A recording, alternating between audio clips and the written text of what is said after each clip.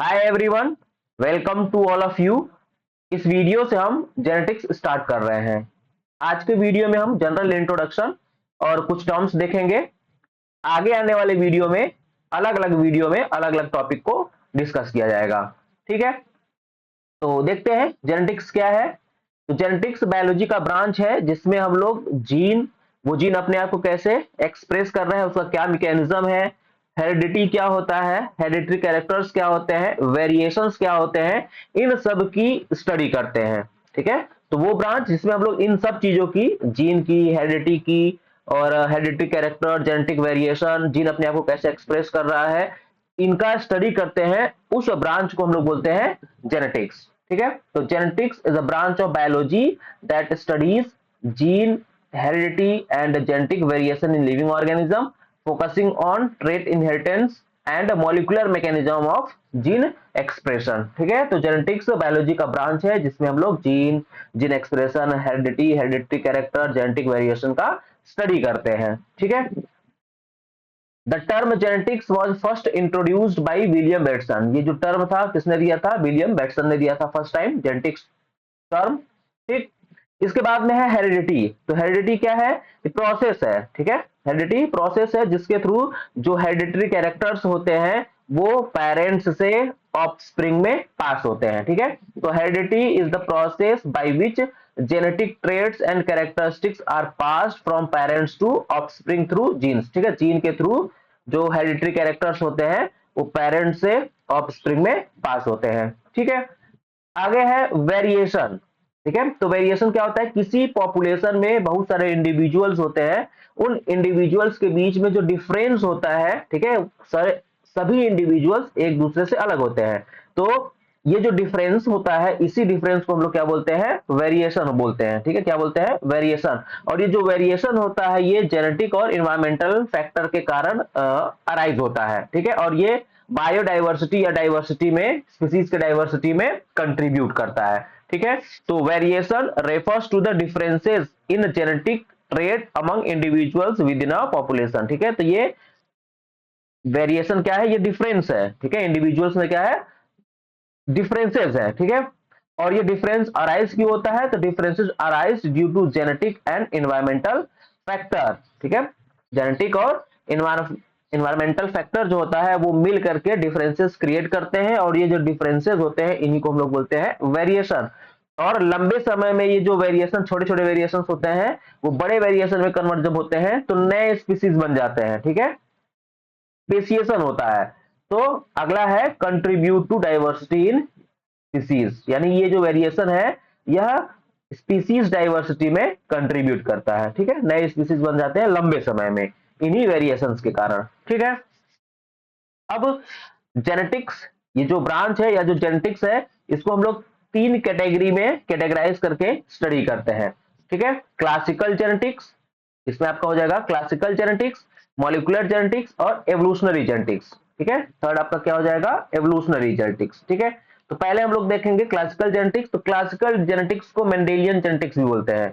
Classical genetics को हम लोग मेंडेलियन जेनेटिक्स भी बोलते हैं। इसमें हम लोग जनरली मेंडल्स लॉ स्टडी करते हैं। ठीक है, क्लासिकल जेनेटिक्स में हम लोग मेंडल्स के जो लॉ है उसको हम लोग स्टडी करते हैं।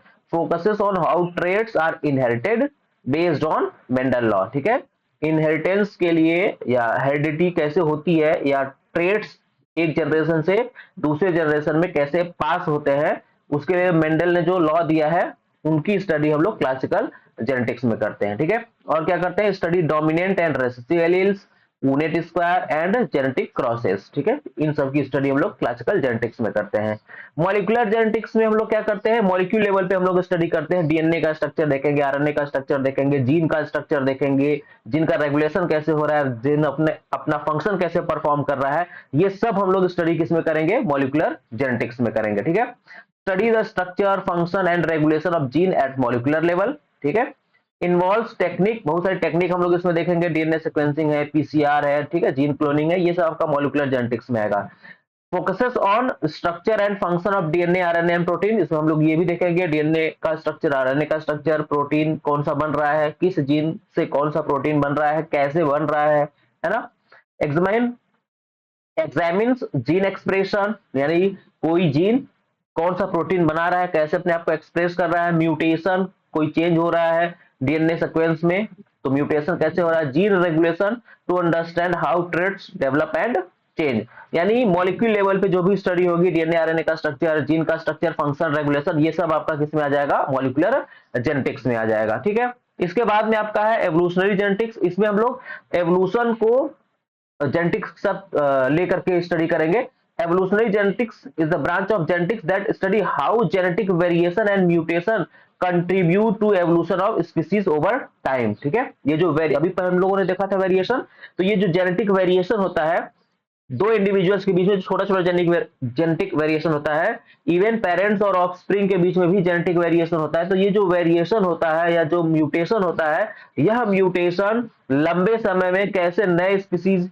के एवोल्यूशन में हेल्प करता है, ये हम लोग एवोल्यूशनरी जेनेटिक्स में देखेंगे। ठीक है, इसमें हम लोग क्या देखेंगे, इसमें हम लोग देखेंगे natural selection, genetic drift, mutation क्या होता है, जीन फ्लो, है ना। ठीक है, ये सब अडेप्ट कैसे किसी दूसरे इन्वायरमेंट में कैसे वो ऑर्गेनिज्म अडॉप्ट करता है, ये सब हम लोग एवोल्यूशनरी जेनेटिक्स में देखेंगे। ठीक है, और एवोल्यूशन जब होता है यानी जब नए स्पीसीज बनते हैं तो उससे बायोडाइवर्सिटी भी आपका इंक्रीज होगी, ये सब हम लोग स्टडी करेंगे एवोल्यूशनरी जेनेटिक्स में। ठीक है, यानी जेनेटिक वेरिएशन और म्यूटेशन जो है वो एवोल्यूशन में कैसे हेल्प कर रहा है, कैसे एवोल्यूशन नए स्पीसीज के स्पीसीज इवॉल्व हो रहा है, ये सारा हम लोग देखेंगे एवोल्यूशनरी जेनेटिक्स में। ठीक है, अब कुछ हम लोग टर्म्स देख लेते हैं, जेनेटिक टर्मिनोलॉजी, इसमें हम लोग कुछ देख लेते हैं। तो टर्म जो आया उसी को हम लोग धीरे धीरे देखेंगे। जैसे जीन है, ठीक है, तो जीन क्या है, तो gene segment of DNA, DNA का सीक्वेंस है, ठीक है, जो कि पर्टिकुलर प्रोटीन बनाता है, किसी पर्टिकुलर कैरेक्टर को गवर्न करता है, उसको हम लोग क्या बोलते हैं, जीन बोलते हैं। ठीक है, सपोज करिए ये डीएनए सीक्वेंस हो गया, तो इसमें ये पर्टिकुलर एरिया, ठीक है, ये जो सेगमेंट है डीएनए का, ये डीएनए हो गया। ठीक है, ये डीएनए हो गया, इसमें ये वाला जो एरिया है यह कोई पर्टिकुलर ट्रेट या कोई पर्टिकुलर प्रोटीन बना रहा है। ठीक है, तो इसको हम लोग क्या बोल देंगे, जीन बोलेंगे, इसको क्या बोलेंगे, जीन बोलेंगे। ठीक है, तो a gene is a segment of DNA that contains the instruction for making specific protein और RNA molecule। ठीक है, हम लोग ये जानते हैं कि डीएनए से पहले आरएनए बनता है, फिर उसके बाद में उससे प्रोटीन बनता है। ठीक है, तो डीएनए के सीक्वेंस को जो किसी पर्टिकुलर प्रोटीन को बनाता है, किसी पर्टिकुलर कैरेक्टर को, प्रॉपर्टी को गवर्न करता है, उसको हम लोग क्या बोलते हैं, जीन बोलते हैं। ठीक है, gene act as basic unit of heredity and determine an organism trait. Gene जो होता है वो हेरिडिटी का बेसिक यूनिट है। ठीक है, basic unit of heredity is gene, और जो कि ऑर्गेनिज्म के ट्रेट को डिटरमाइन करता है, यानी किसी भी ऑर्गेनिज्म का अपीयरेंस कैसा होगा, उसकी फिजियोलॉजी कैसी होगी, कैसे वो फंक्शन करेगा, वो सारा सारा कौन डिटरमाइन करता है, तो जीन डिटरमाइन करता है। ठीक है, और जो जीन्स होते हैं वो डिफरेंट फॉर्म्स में, अल्टरनेट फॉर्म में एग्जिस्ट करते हैं, जिसको हम लोग बोलते हैं एलील। ठीक है, तो अल्टरनेट फॉर्म या different form of gene is called allele. ठीक है, gene exist in different forms called allele. ठीक है, अब देख लेते हैं अगले वाले स्लाइड में हम लोग देखेंगे एलील क्या होता है। अभी देखते हैं लोकस, क्रोमोसोम पे जहां जीन सिचुएटेड होता है, जहां पे वो लोकेटेड होता है, उस पॉइंट को या उस लोकेशन को हम लोग बोलते हैं लोकस। ठीक है, क्रोमोसोम पे जीन जहां पे होता है उस जगह को हम लोग क्या बोलते हैं, लोकस बोलते हैं। ठीक है, तो अ locus is specific fixed position of a gene on a chromosome. Chromosome पे जीन का जो पोजीशन होता है, उस पोजीशन को या उस लोकेशन को हम लोग बोलते हैं लोकस। ठीक है, each gene occupy a unique locus on chromosome. ठीक है, हर एक जीन का यूनिक पोजीशन होता है क्रोमोसोम पे। तो दो पॉइंट हम लोगों ने देखा, जीन क्या होता है और लोकस क्या होता है। ठीक है, जीन क्या होता है, डीएनए सेगमेंट है जो कि एक स्पेसिफिक प्रोटीन बनाता है, पर्टिकुलर प्रॉपर्टी को वो गवर्न करता है। इसके अलग अलग फॉर्म हो सकते हैं, तो जो अलग अलग फॉर्म होते हैं जीन को, उसको हम लोग बोलते हैं एलील। ठीक है, और क्रोमोसोम पे जो पोजीशन होता है या जो प्लेस होता है या जो लोकेशन होता है जीन का, उसको हम लोग बोलते हैं लोकस। ठीक है, आगे देखते हैं एलील। ठीक है, अभी हम लोगों ने देखा जीन के अलग अलग फॉर्म जो होते हैं उसको हम लोग क्या बोलते हैं, एलील बोलते हैं, ठीक है। तो an allele is a different form of a gene that exist at the same location on a chromosome, ठीक है। तो जो एलील होता है वो अलग अलग फॉर्म होता है जीन का ही, जो कि कहां पे एग्जिस्ट करता है, तो सेम लोकेशन पे, ठीक है, सेम लोकस पे एग्जिस्ट करता है, ठीक है। जैसे आप सपोज करिए ये क्रोमोसोम है ना, ये आपका ये क्रोमोसोम है, तो उसमें कोई जीन इस लोकेशन पे है, तो ये आपका हो गया लोकस, उस जीन के लिए ये क्या हो गया, लोकस हो गया, ठीक है। अब अगर ये होमोलॉगस क्रोमोसोम है, ठीक है, होमोलॉगस पेयर ऑफ क्रोमोसोम है, ये होमोलॉगस पेयर ऑफ क्रोमोसोम है, तो यहां पे जो जीन होगा जिस लोकस पे, दूसरे होमोलॉगस पेयर में दूसरे वाले क्रोमोसोम पे भी, या होमोलॉगस क्रोमोसोम पे भी उसी लोकस पे क्या होगा, वही वाला जीन होगा, ठीक है। हो सकता है जीन का फॉर्म अलग हो, जीन का फॉर्म अलग हो, ठीक है, तो जीन का फॉर्म अलग होगा लेकिन जीन वही रहेगा, ठीक है। जैसे हम लोग कह सकते हैं कि जो जीन है वो प्लांट लेंथ के लिए है, ठीक है, जीन किसके लिए है, प्लांट लेंथ के लिए है, तो वो लेंथ को गवर्न करेगा, लेकिन जो एलील होंगे हो सकता है एक टॉलनेस के लिए हो और एक ड्वार्फनेस के लिए हो, ठीक है। एलील जो हो सकता है, एक ही जीन वो एक कैरेक्टर को गवर्न करेगा, वो जो जीन है वो कैरेक्टर को गवर्न कर रहा है प्लांट लेंथ को, ठीक है, प्लांट लेंथ को वो गवर्न किया। अब प्लांट लेंथ में हो सकता है प्लांट टॉल हो सकता है प्लांट ड्वार्फ हो, ठीक है। तो प्लांट अगर टॉल है तो उसके लिए अलग एलील होगा, वो जीन का एक अलग फॉर्म हो गया, और अगर प्लांट ड्वार्फ है तो उसके लिए अलग एलील होगा, वो जीन का दूसरा फॉर्म हो गया, ठीक है। और मेंडल लॉ जब हम लोग पढ़ेंगे तो उसमें देखेंगे कैपिटल से हम लोग डिनोट करते हैं टॉलनेस के लिए, और ड्वार्फनेस के लिए हम लोग स्मॉल से डिनोट करते हैं, ठीक है, वो आगे हम लोग देखेंगे। तो यहाँ पे देखिए सेम लोकस हो गया, locus for flower colour gene, यहाँ पे सेम लोकस हो गया, होमोलॉगस क्रोमोसोम है, ठीक है, होमोलॉगस पेयर ऑफ क्रोमोसोम है, सेम लोकस हो गया, सेम लोकस पे जीन प्रेजेंट है, ठीक है, लेकिन यहाँ पे ये अलग एलील हो जाएगा, यहाँ पे एक अलग एलील, हो सकता है वो सेम टाइप के एलील हो या हो सकता है वो डिफरेंट एलील हो, ठीक है। अब यहाँ पे हम लोग देख लेते हैं, आगे है allele determine variation in trait such as eye colour और ब्लड टाइप, ठीक है।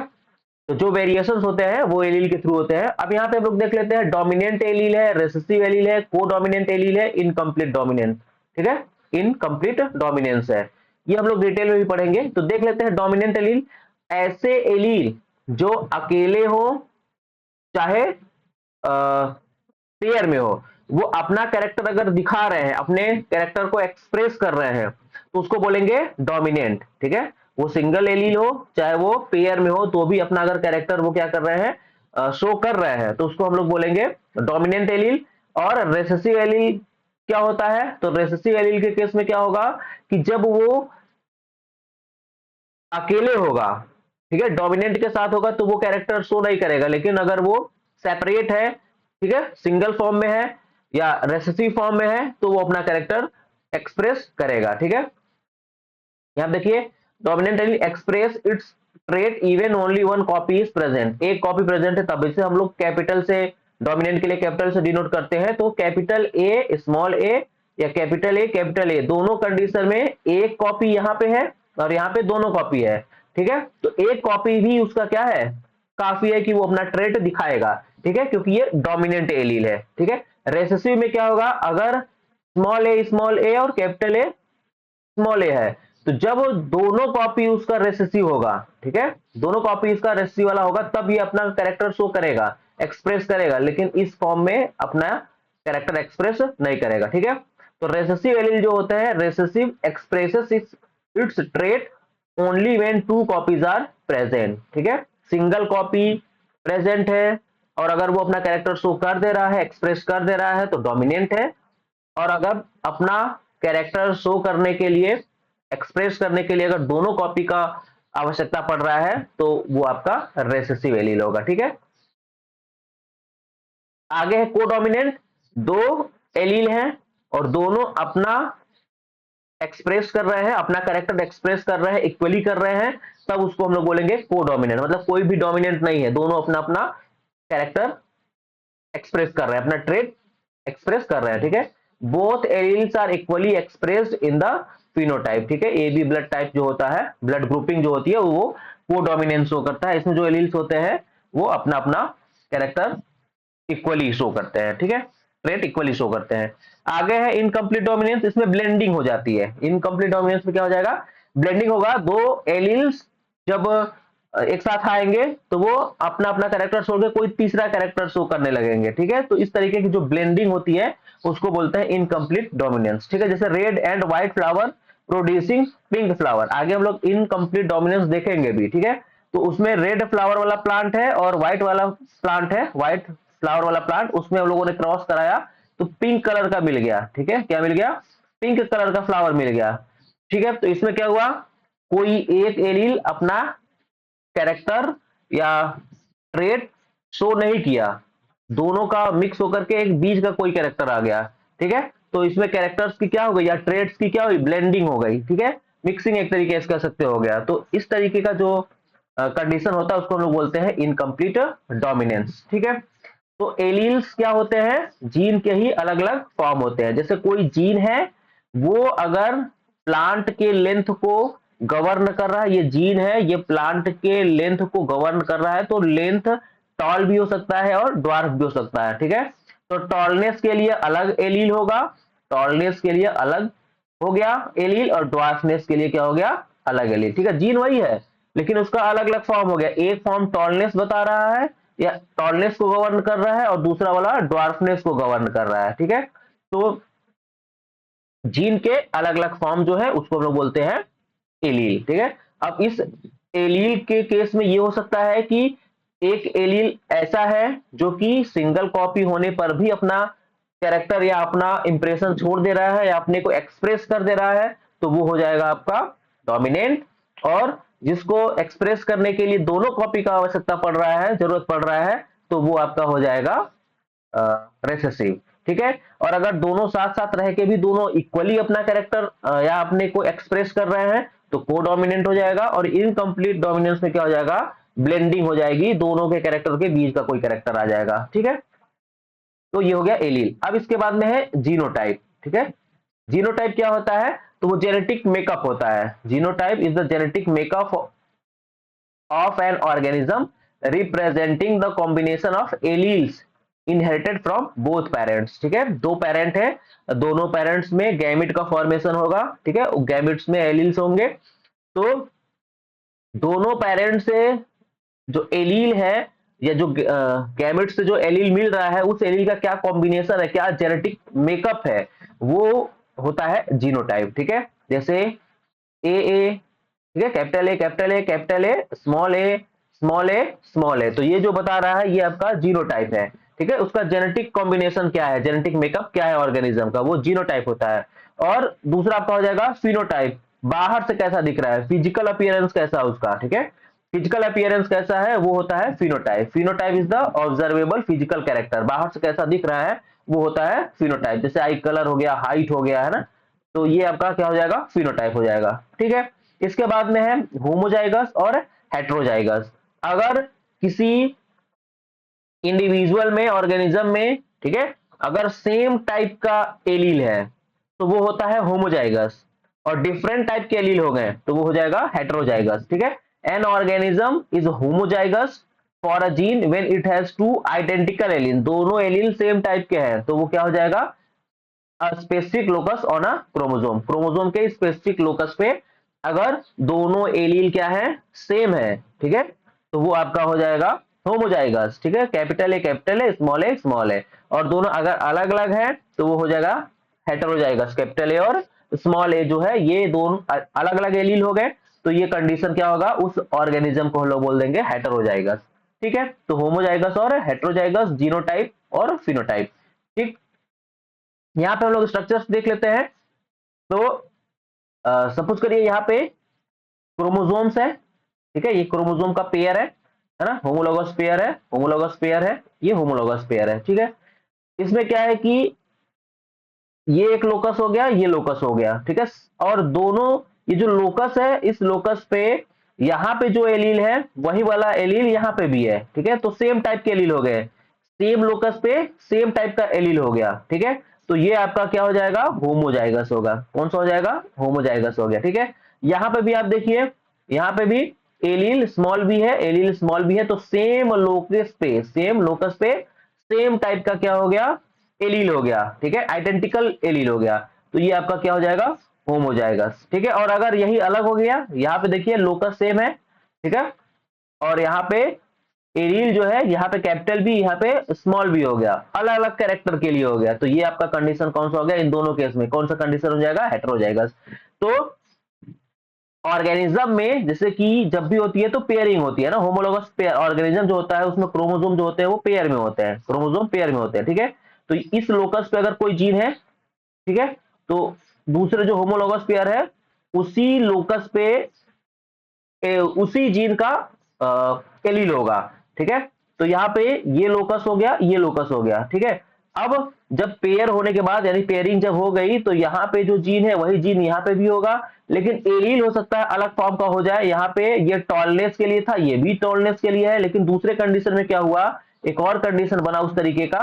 ठीक है, पेयरिंग हुई और उसमें क्या हो गया, सेम लोकस, तो जीन सेम है, यहाँ पे जो एलील है वो टॉलनेस के लिए है, लेकिन यहाँ पे एलील जो है वो ड्वार्फनेस के लिए होगा, यहाँ पे टॉलनेस के लिए होगा, यहाँ पे ड्वार्फनेस के लिए हो गया। ठीक है, तो ये कंडीशन जो होगा जिसमें कि टॉलनेस के लिए दोनों है, तो ये सेम टाइप का आइडेंटिकल एलील हो गया, तो ये आपका हो जाएगा होमोजाइगस, और ये वाला कंडीशन क्या हो जाएगा, हेटेरोजाइगस। ठीक है, तो जो जाइगोट होंगे, गैमेट्स का फॉर्मेशन होता ही है, गैमेट मिलके जाइगोट बनाते हैं, तो जाइगोट का फॉर्मेशन होता है, और उस जाइगोट में अगर एलील सेम टाइप के हैं, आइडेंटिकल है, तो वो हो जाएगा होमोजाइगस, और अगर एलील अलग अलग है तो वो हेटेरोजाइगस हो जाएगा। ठीक है, यहां से समझ में आ गया होगा कि होमोजाइगस और हेटेरोजाइगस क्या होता है। ठीक है, और उसमें एलील या उसका जेनेटिक मेकअप क्या है, किस टाइप के एलील है, अगर हम ये बता रहे हैं तो वो हो जाएगा जीनोटाइप, और अगर बाहर से वो कैसा दिख रहा है ये बता रहे हैं तो वो हो जाएगा उसका फिनोटाइप। ठीक है, फिजिकल अपीयरेंस।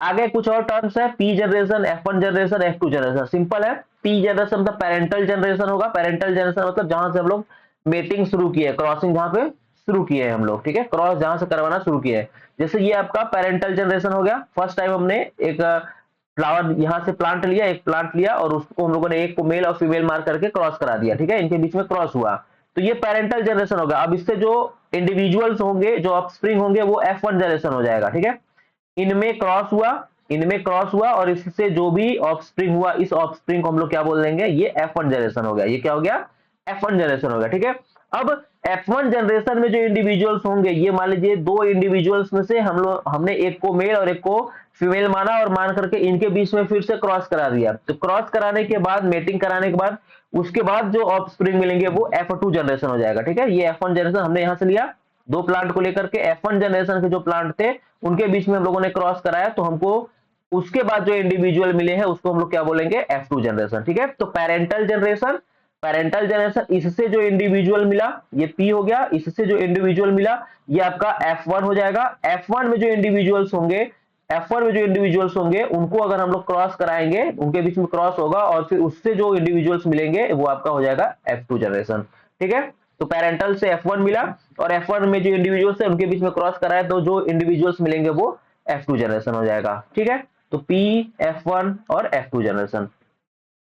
इसके बाद में है क्रॉस या हाइब्रिड क्रॉस, तो ये आपका हो जाएगा मेटिंग, दो इंडिविजुअल, दो ऑर्गेनिज्म के बीच में जब मेटिंग होती है उसको हम लोग बोल देते हैं हाइब्रिड क्रॉस। ठीक है, hybrid cross refers to the mating between two organism to study the inheritance of specific trait, किसी पर्टिकुलर ट्रेट या स्पेसिफिक ट्रेट के हेरिडिटी का या उसके इनहेरिटेंस का अगर हमको स्टडी करना है, उसके लिए हम लोग दो ऑर्गेनिज्म को लेकर के उनके बीच में मेटिंग करा रहे हैं, उनके बीच में क्रॉस करा रहे हैं, तो उसको हम लोग क्रॉस बोलते हैं, हाइब्रिड क्रॉस बोलते हैं। अब अगर ये क्रॉस हम लोग एक कैरेक्टर की स्टडी के लिए करवा रहे हैं तब उसको हम लोग बोलते हैं मोनोहाइब्रिड क्रॉस, और अगर हम लोग अपने कंसिडरेशन में दो कैरेक्टर को रखे हुए हैं कि हम दो कैरेक्टर को लेकर चल रहे हैं और दो कैरेक्टर की स्टडी करनी है, तब जब हम लोग क्रॉस कराएंगे तो वो डाई हाइब्रिड क्रॉस होगा। ठीक है, और अगर तीन कैरेक्टर ले लिया तो ट्राई हाइब्रिड क्रॉस हो जाएगा। ठीक है, तो इसमें है monohybrid cross. A monohybrid cross study the inheritance of a single trait between two organism. ठीक है, दो ऑर्गेनिज्म के बीच में हम लोग कितने ट्रेड का करना है, सिंगल ट्रेड का या सिंगल कैरेक्टर का स्टडी करना है, तो ये मोनो हाइब्रिड क्रॉस हो जाएगा। ठीक है, मोनो मतलब एक कैरेक्टर का स्टडी करना है, involves one pair of contrasting allele. ठीक है, तो एक पेयर जो कंट्रास्टिंग एलील है ना, जैसे टॉल और शॉर्ट प्लांट है, तो उसके बीच में हमको स्टडी करना है, प्लांट के लेंथ का स्टडी करना है, तो वो हम लोग मोनोहाइब्रिड क्रॉस कराएंगे। ठीक है, इसमें हम लोग लॉ ऑफ सेग्रीगेशन देखते हैं। उसके बाद में डाई हाइब्रिड क्रॉस, तो इसमें हम लोग क्या करेंगे, टू डिफरेंट ट्रेड्स। ठीक है,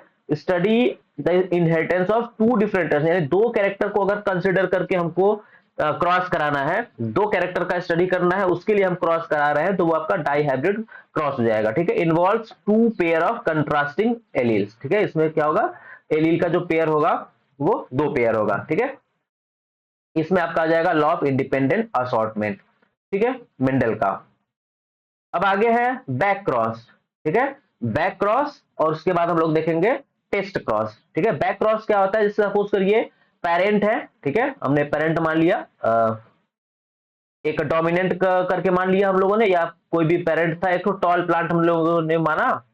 ठीक है, और ड्वार्फ मान लिया। ठीक है, जैसे मेंडल का होता है, मेंडल में पहला जो लॉ है, तो उसमें क्या है कि जो एक्सप्रेस कर दिया आपने आपको, वो डोमिनेंट हो गया, जो एक्सप्रेस नहीं किया फर्स्ट जनरेशन में, उसको हम लोगों ने क्या मान लिया, रेसेसिव मान लिया। ठीक है, तो हम लोगों ने ऐसा किया कि इंडिविजुअल पेरेंट लिया, ये पेरेंट हो गया, ये पेरेंट हो गया, एक को मेल फीमेल मान के हम लोगों ने क्रॉस कराया, तो जो इंडिविजुअल मिला, ठीक है, फर्स्ट जनरेशन में मान लिया कैपिटल टी स्मॉल टी मिला। ठीक है, पहले जनरेशन में हमको ये मिल गया। ठीक है, अब इस इंडिविजुअल का, यानी पहले जनरेशन में पी जनरेशन ये हो गया, और ये हो गया F1। ठीक है, F1 जनरेशन। तो F1 जनरेशन में जो हमको इंडिविजुअल मिला, उसका हम या तो डोमिनेंट पेरेंट के साथ या तो रेसेसिव पेरेंट के साथ, मतलब कि F1 जनरेशन में जो इंडिविजुअल मिला है, या जो हमको ऑफस्प्रिंग मिला है, उसका हम लोग क्रॉस कराएं किसके साथ, उसके पेरेंट के साथ। अब पेरेंट में कोई भी हो सकता है। ठीक है, पेरेंट में उसका कोई भी पेरेंट हो सकता है, दोनों में से किसी भी पेरेंट के साथ हम लोग क्रॉस कराएंगे, तो उसको बोलते हैं बैक क्रॉस, है ना। यानी F1 जनरेशन में जो ऑफस्प्रिंग होगा, उसका अगर हम लोग क्रॉस करा रहे हैं उसके पेरेंट के साथ में, तो वो आपका क्या हो जाएगा, बैक क्रॉस। ठीक है, a cross between F1 hybrid and one of its parental genotype. ठीक है, पेरेंटल जीनोटाइप, या पेरेंट के साथ या पेरेंटल जीनोटाइप के साथ अगर हम लोग क्रॉस करा रहे हैं F1 हाइब्रिड का, तो उसको हम लोग क्या बोलते हैं, बैक क्रॉस। ठीक है, बैक हो रहा है, मतलब F1 जो हाइब्रिड है वो क्रॉस कर रहा है अपने पी जनरेशन के साथ। ठीक है, पेरेंटल जनरेशन के साथ या पेरेंटल जीनोटाइप के साथ कर रहा है, तो उसको बैक क्रॉस बोलते हैं। ठीक है, ये क्या करता है, helps in maintaining parental traits और इंप्रूविंग जेनेटिक क्वालिटी। ठीक है, ये क्या करता है, बैक क्रॉस से ये पेरेंटल ट्रेट को मेंटेन करता है और जेनेटिक क्वालिटी को इंप्रूव करता है। ठीक है, अगर हम लोग क्रॉस कर, if cross with dominant parent, अगर हम लोग डोमिनेंट पेरेंट के साथ क्रॉस कराएंगे, तो सभी के सभी डोमिनेंट होंगे, जो इंडिविजुअल होंगे या ऑफस्प्रिंग जो होंगे, वो क्या होंगे, सभी के सभी डोमिनेंट होंगे। ठीक है, और अगर हम लोग रेसेसिव पेरेंट के साथ करवा रहे हैं, ठीक है, अगर हम लोग रेसेसिव पेरेंट के साथ करवा रहे हैं, तो 50% डोमिनेंट होगा और 50% क्या होगा, रेसेसिव होगा। ठीक है, जब हम लोग मेंडल का लॉ शुरू करेंगे, उसमें लॉ ऑफ डोमिनेंस वाला जब हम लोग देखेंगे, तो उसमें हम लोग देखेंगे कि बैक क्रॉस करा करके हम लोग उस टाइम देखेंगे कि क्या ये जो हम लोग लिख रहे हैं या जो पढ़ रहे हैं, ये सही है या नहीं सही है। ठीक है, या इसको हम लोग देखेंगे। ठीक है, तो जब F1 हाइब्रिड का क्रॉस होता है डोमिनेंट पेरेंट के साथ, तो सभी डोमिनेंट ट्रेट वाले इंडिविजुअल ऑफस्प्रिंग मिलेंगे, और अगर रेसेसिव पेरेंट के साथ कराएंगे, तो 50% डोमिनेंट कैरेक्टर के होंगे और 50% रेसेसिव कैरेक्टर्स के होंगे। ठीक है, तो ये हो गया back cross. Back cross simple है, F1 हाइब्रिड या जो फर्स्ट जनरेशन में इंडिविजुअल मिला है, उसका हम लोगों ने क्या करा दिया, क्रॉस करा दिया उनके पेरेंट से, कि दोनों में से किसी भी पेरेंट से, तो वो आपका बैक क्रॉस हो जाएगा। ठीक है, इसके बाद में है टेस्ट क्रॉस। तो टेस्ट क्रॉस जो होता है वो एक तरीके का बैक क्रॉस ही होता है। इसमें क्या करते हैं, सपोज करिए ये डोमिनेंट पेरेंट है, ये रेसेसिव पेरेंट है। ठीक है, इंडिविजुअल हमको मिला F1 हाइब्रिड। ठीक है, ये पी जनरेशन हो गया और ये हो गया F1 जनरेशन। ठीक है, हाइब्रिड। तो इसका जब हम लोग क्रॉस केवल रेसेसिव के साथ करवाएंगे, रेसेसिव पेरेंट के साथ करवाएंगे, तब इसको हम लोग टेस्ट क्रॉस बोलते हैं।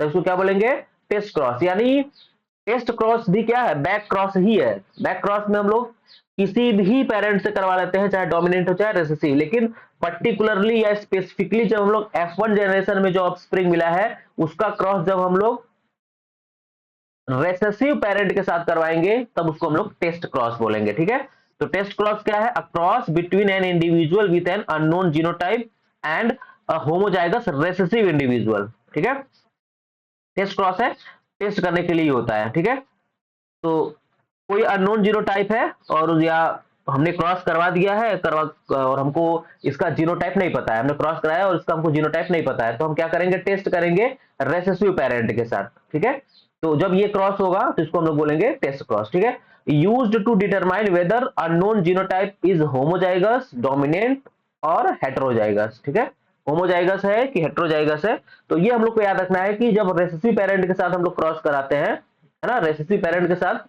F1 हाइब्रिड का क्रॉस करा देंगे या कोई अननोन इंडिविजुअल है उसका हम लोग करवा दे रहे हैं, तो उसको टेस्ट क्रॉस बोलते हैं। ठीक है, इफ, अब इसमें क्या निकलेगा, if all offspring show dominant trait the unknown genotype is AA।